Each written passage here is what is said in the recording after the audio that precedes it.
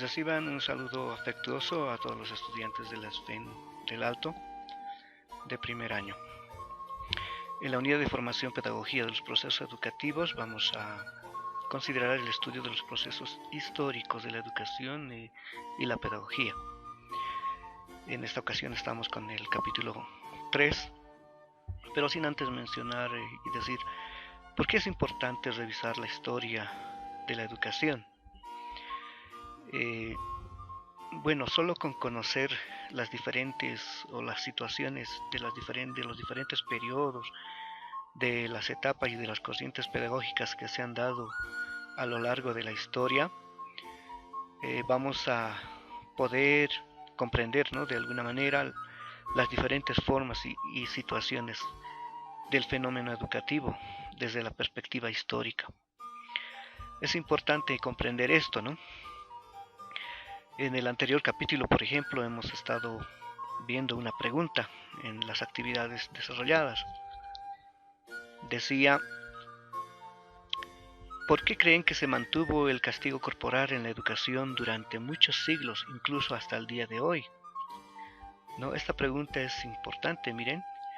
¿Cuál fue el elemento motivador para el castigo que se realizaban en esas épocas? Y ahora en nuestra actualidad, ¿no? ¿Cuáles son las motivaciones y las consecuencias que se observan a partir de eso, ¿no? Entonces es importante comprender la necesidad de conocer el trasfondo de los procesos históricos, tanto de la educación y de la pedagogía misma, ¿no? Por eso es que en esta semana 5 vamos a estar viendo esta parte de la educación que es la educación en la Edad Media, ¿no? Como parte de los capítulos referidos a la historia de la educación. Se considera Edad Media al periodo entre la Antigüedad y el Renacimiento. El sistema feudal, podríamos decir, ¿no?, comprende desde la caída del Imperio Romano de 476 después de Cristo hasta la caída de Constantinopla de 1543 después de Cristo. Es decir, entre los siglos V al siglo XV. También se lo llama la época del oscurantismo, ¿no?, por sus connotaciones particulares que tuvo esa época. Tradicionalmente se le ha considerado como una época de oscuridad, una época sombría, ¿no? El teocentrismo estuvo siempre presente al negar toda posibilidad de construcción de diferentes connotaciones que se pudieran visibilizar, ¿no? La Iglesia toma el control de todos los elementos relacionados a la vida social, cultural, económica y también educativa, ¿no? Entonces, desde el punto de vista educativo, podríamos decir que la educación en la Edad Media se divide, bueno, en dos etapas, en dos grandes etapas, ¿no? Una de la educación de alta Edad Media y de la educación en la baja Edad Media. En la primera, de la alta Edad Media, tiene algunas características en las cuales se puede deducir la decadencia de una cultura clásica, es decir, la decadencia de los elementos clásicos que se tenían en estas épocas desde la antigüedad, de las diferentes culturas anteriores que precedieron, ¿no? Y se hace énfasis en la moral cristiana como el pilar de la educación misma, ¿no? Y esto es corroborado por la Iglesia, por, la, por el clero, y hace énfasis en lo que respecta a la moral, a la ética y también a la doctrina. La Edad Media fue mucho más que un periodo sombrío. Durante estos siglos, el espíritu universalista del cristianismo significó una gran transformación en la historia de la educación universal. Por ejemplo, se reguló el ejercicio de las libertades, se condicionaron nuevos cuerpos legales, se fraguaron nacionalidades y se orquestaron transformaciones sociales y culturales que alejaban de la condición, ¿no?, de este periodo, que podríamos decir de un periodo proscrito y oscuro, ¿no? Recordemos que en el siglo pasado, por ejemplo, en nuestra época, el Papa Juan Pablo II pidió perdón a la humanidad por las atrocidades que se cometieron en la Edad Media, en lo que fue la Santa Inquisición. Imagínense hasta dónde llegó esta situación. Europa, como el centro histórico de esa época, ¿no?, estuvo presidida por un contexto de sociedad totalmente cerrada desde una connotación rural y feudal.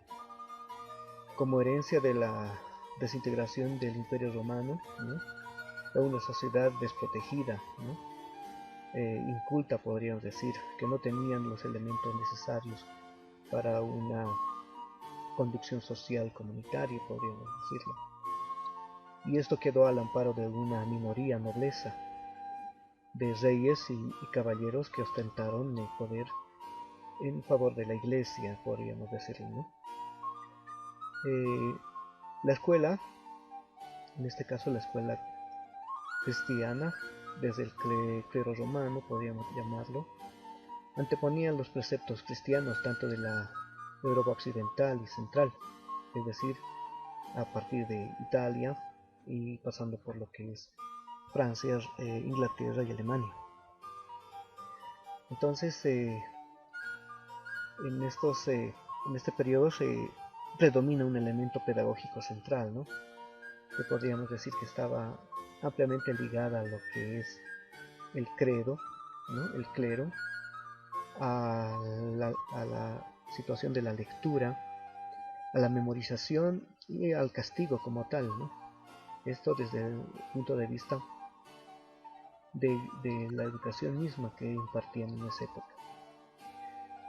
Entonces fue una predominancia de un carácter más comunitario, ¿no?, que pretendía de alguna manera ser ejercida por una familia ante el señor feudal y con una gran influencia, y podríamos decir también de un poder que tuvo la iglesia, ¿no?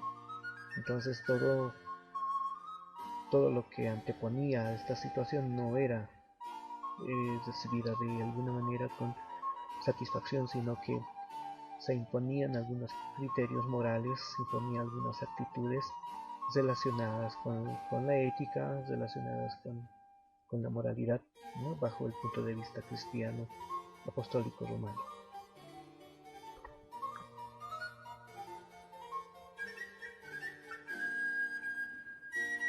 Con respecto a la educación de la Baja Edad Media, podemos considerar que hubo un periodo de desestabilización, podríamos decir, de las escuelas monásticas, ¿no?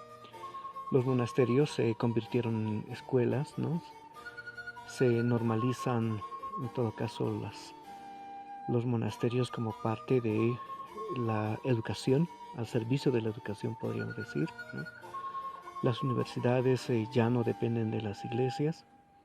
La educación militar pasa a ser un elemento de una educación caballeresca, ¿no? Y entonces pasa por una situación de decadencia gracias a algunos fenómenos sociales, sobre todo económicos, que preceden, ¿no?, en la Edad Media.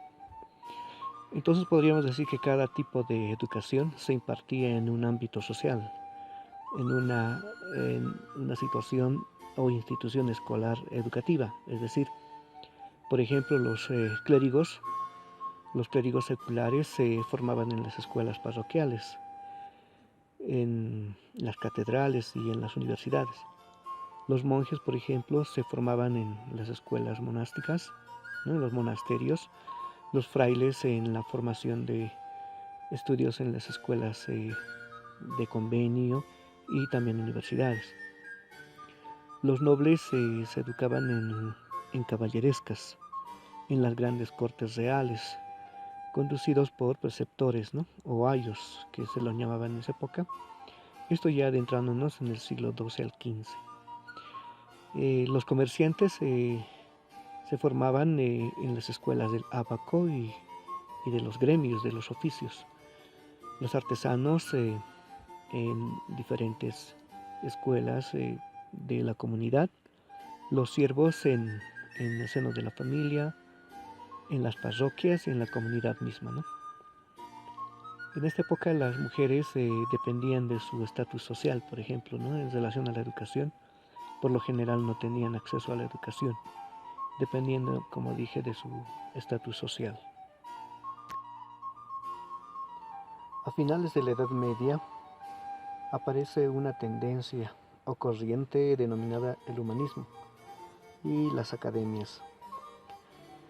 Esto debido a que en la vida urbana se revitaliza y se pone en movimiento, ya que se trajo consigo la aparición de un grupo social que hasta ese entonces no existía. Esto gracias al comercio, ¿no? Y gracias a las interrelaciones comerciales económicas entre los pueblos, ¿no? Surge este estamento que se le ha denominado la burguesía. Este tipo de sociedad burgués, ¿no? Generalmente comerciante, se identifica con algunos elementos también relacionados a la libertad, a la educación, ¿no? Y estos propician y alientan la creación de escuelas, justamente esto para salvaguardar sus intereses también, ¿no? Pero predominantemente en escuelas urbanas. Entonces lo urbano se hace cotidiano, ¿no? Hasta fines de la Edad Media. Entonces siempre estas escuelas que se conducen son creados por la iglesia misma, ¿no? Que ellos son y en alguna manera también administran. El humanismo como tal podríamos decir, ¿no? Mantiene un movimiento aristocrático, ¿no? Un movimiento crítico de lo que fue todo el proceso histórico de la Edad Media. ¿No? El movimiento aristocrático rompe con esas hegemonías que tenía la iglesia, ¿no? Rompe con esa estructura social, a pesar de que la iglesia tuvo un papel fundamental en el desarrollo de la cultura y la educación. Sin embargo, puso al hombre como centro de la reflexión y pudo además recuperar, ¿no? Algunos elementos que solamente estaban ligados a privilegios de los poderosos o de la iglesia misma. Entonces se rompe esa hegemonía y se da lugar a la interpretación de los textos, a la interpretación en todo caso del idioma mismo, como fue el latín, ¿no? Como fue el griego.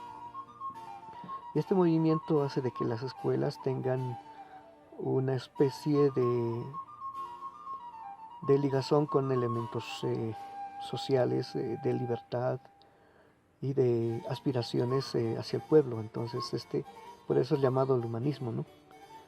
¿Por qué? Porque hasta ese entonces el castigo corporal, la disciplina, el rigor eran fundamentales. Sin embargo, en este periodo, en este último periodo, la tendencia humanista hace de que las escuelas rompan con ese tipo de estructuras y se dé lugar, digamos, a ciertas formas de educación, ¿no? Rompiendo en todo caso el vínculo de la nobleza de la iglesia, ¿no? Con un nuevo paradigma, una nueva forma de educación en todos los aspectos sociales, podríamos decir, ¿no? Entonces, por ejemplo, se da lugar a la importancia del juego en la educación, por ejemplo, a reconocer las edades, a reconocer las etapas en las cuales uno se forma y también a ver los elementos relacionados a la investigación, ¿no? Dan lugar a ciertos elementos ligados a la cultura, al arte, ¿no? Y estos permiten de algún modo romper con las viejas formas de educación tradicional que se tenía hasta ese entonces. Entonces se da lugar a nuevas perspectivas que estos se aflorecen ya en el siguiente periodo histórico. Para culminar, voy a citar esta frase de Hugo de San Víctor, un cura del clero, fue el iniciador del misticismo en la escuela de San Víctor durante la segunda mitad del siglo VII. Dice, ¿no? No te alegres demasiado de haber leído mucho, sino de haber entendido lo leído. Entonces esta frase nos da a comprender de que en cierto modo es importante la lectura, pero comprender en cierto modo, todo lo que nosotros estamos repasando desde una perspectiva histórica sobre lo que fue la educación y la pedagogía misma del pasado. Muchas gracias.